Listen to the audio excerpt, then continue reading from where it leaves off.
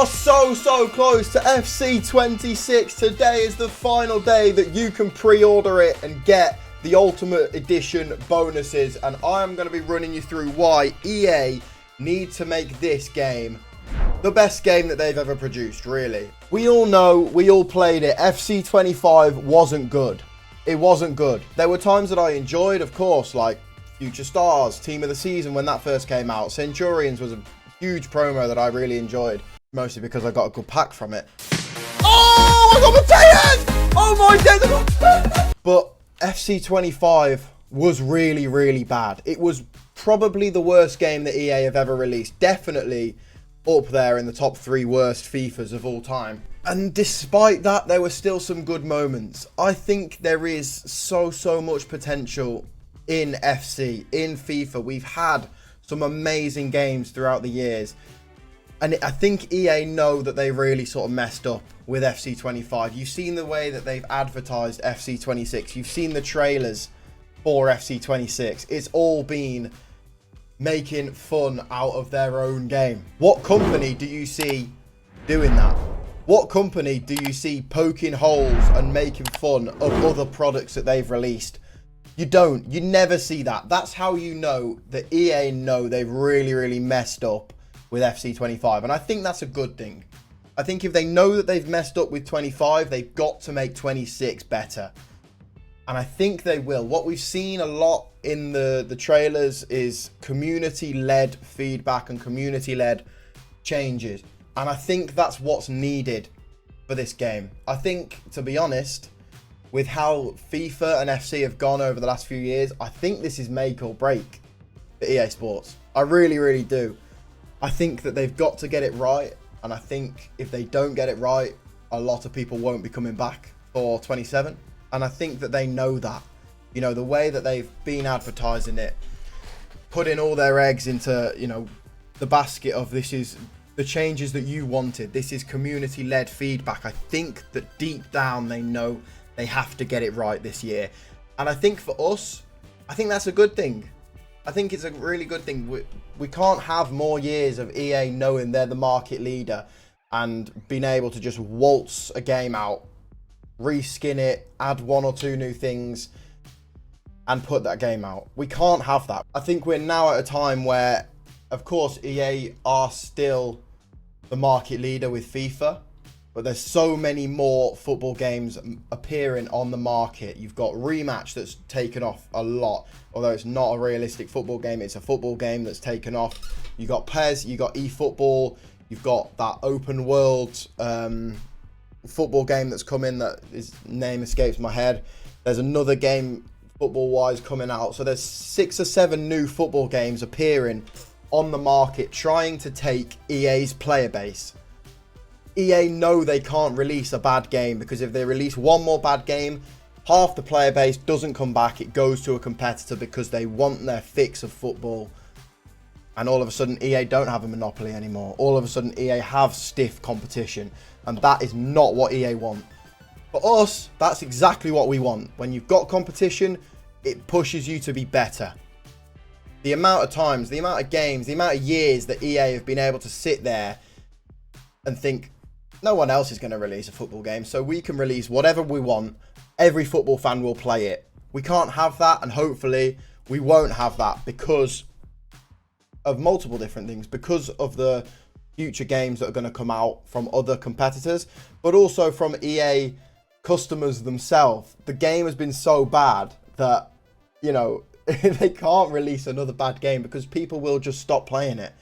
You've got the generation that grew up playing FIFA. They are sort of my age now, 23, 24, 25, maybe as young as 18. Anywhere below that, you're starting to think you would have grown up on Fortnite, you would have grown up on Warzone, you would have grown up on other games that aren't FIFA. And to be honest, the reason I still play this FIFA is because of nostalgia value. If I grew up on Fortnite, do you think I'm going to play FIFA? No chance. Absolutely no chance. So EA have to make an absolute banger of a game. And I think everything that we've seen so far is showing that they will. To be honest, I think they will. I think what we've seen so far in the trailer is amazing. The community-led feedback is everything that we've been asking for. And if it's executed well, it will be huge. You know, the icons that are coming to the game, the people around my age, again, that grew up with these players, that grew up with Zlatan, Toni Kroos, Marcelo, Francesco Totti, Chiellini, we will hop on just to use those players. And I think those additions are going to be huge for Ultimate Team because it stops it getting stale. You know, you pack an icon this year, you know it's going to be one of the icons that we've had for the previous 4 or 5 years. Apart from maybe a Buffon or some of the new ones that they've added, but they're not that exciting. Now, imagine you pack a Zlatan Ibrahimovic, bro. It's unlikely, of course, but imagine the scenes. I'll be running around this setup if I pack a Zlatan. And, you know, I probably wouldn't be running around this setup if I pack an R9 or a Dino, just because I don't have that real affection to them. It's a huge addition. The icons. Backing out and getting a win is, again, something that we've been asking for so long. I don't know how it's taken so long, but finally it's here. Fingers crossed it works. Along with slowing down the power curve. Just tiny little things that we've been asking for are finally coming. And I think this is why it will be the game that we need it to be. Because they're listening.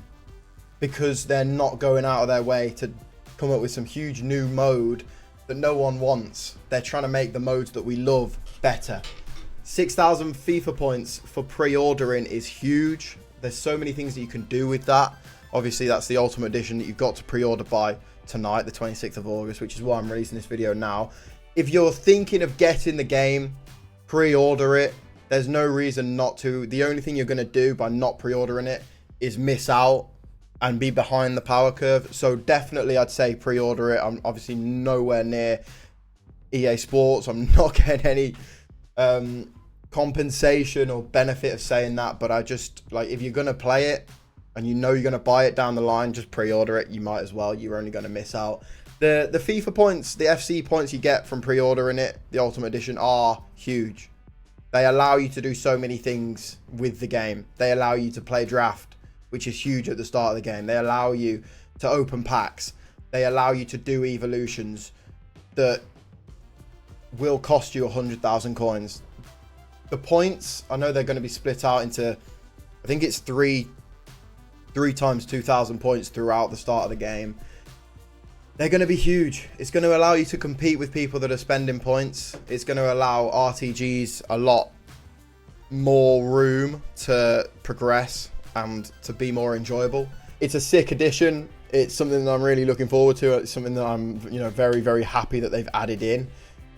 2 different gameplay modes will be very fun. I think there's a lot more that meets the eye with the gameplay modes. If you look at previous FIFAs, everyone always says, and it's true, the gameplay is amazing for the first 2-3 weeks, maybe a month, and then they patch it and it goes shit and it goes horrible and it goes not nice to play. I think having 2 separate gameplay modes is not only good for Ultimate Team and Career Mode because you want a realistic type of gameplay in Career Mode. It's also amazing because if there's a problem in Ultimate Team, they can change the competitive gameplay for Ultimate Team and it won't impact Career Mode. I think a lot of the time, and this is complete speculation, but I wouldn't be surprised if we've had this amazing gameplay for the first 3 weeks and then it gets patched. I wouldn't be surprised if that's because it wasn't right in Career Mode and they had to get some sort of balance. Now they don't have to get the balance. They can leave one gameplay mode and change the other and it won't impact each other. It won't impact them. That's amazing. I really think that will be huge for the game because we won't have played one sort of gameplay for 4 months and then it will get patched to suit the other gameplay mode as we would have previous years and we would have to relearn a new game. You know, it's sick. It's sick. And speaking of Career Mode, I think the things that are coming to Career Mode are amazing. You know, we've done a Career Mode deep dive on TikTok and everything that's coming looks amazing. The statistics, the live start points is a really fun one. I think the main thing for me is the unexpected events. I think that will add another dimension into career mode that we've not seen before, as well as the manager market, as well as players retiring midway through seasons, or wanting to leave, or getting homesick, or retiring at the end of the season midway through their career. What is the biggest complaint about career mode throughout the years? Every career mode is the same. It gets boring after 2 seasons because every career mode is the same. No longer will you have 2 career modes that are exactly the same. Every career mode will be so different. Players will be in one career mode that won't be in another career mode. Pep Guardiola will be at Liverpool in one career mode, and he'll be at Manchester City in another career mode. You can play 10 different saves and they will all be different. It's going to be phenomenal. I genuinely can't wait to play career mode. I've not played it this year at all. I can't wait to play it next season, next year. It's going to be amazing, and I think the fun of it will be the fact that you can play 2 different saves throughout the year and they'll be completely different, and you'll have different challenges. And I think that's something we've always needed for career mode. And I know I've spoken about how good the new features are, but it comes down to one thing. You can add whatever features into the game you want. You could add a collection book into Ultimate Team. You could add an open world mode into career mode. But it all comes down to how good the gameplay is. If you've got bad gameplay, people aren't going to play the game. And I suppose this is the one thing that we don't know about.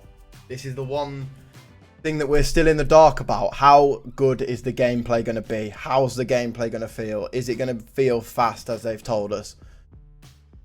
EA need to make this gameplay on FC26 amazing. They need to make it the most fun. They need to make it the quickest. They need to make it the smoothest. They need to make it so that there's no delay at all in both competitive and authentic. They need to make it amazing because, as I said, you can add every feature in the world. If the gameplay's bad, people aren't going to play. If the gameplay's bad, people are going to get angry. People aren't going to come back to the game.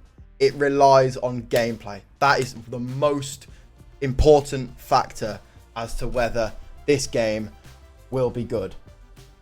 We've heard it all before. We've been sucked into their advertising all before, but this year feels slightly different.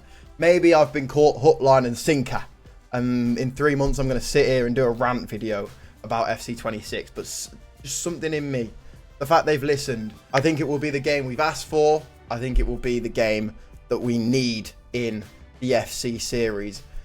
And for EA, you know, they need to make it a good game because GTA 6 is coming out. Because GTA 6 is just around the corner. If EA FC26 is a bad game, it will lose 90% of its player base to GTA 6 and they will not come back. They need to make it a game that you can't take your eyes off. They need to make it a game that you can't stop playing. The pressure is on. The pressure's really on them, but I think as we close in, we're well under a month now to go. I'm excited. I'm so excited. Let me know what you think down in the comment section. Are you excited for FC26? Do you think it's going to be a good game? I can't wait, baby. Let's go. If you did enjoy, smash that like, subscribe to the channel. We are back. I'll see you in a bit. Bye-bye.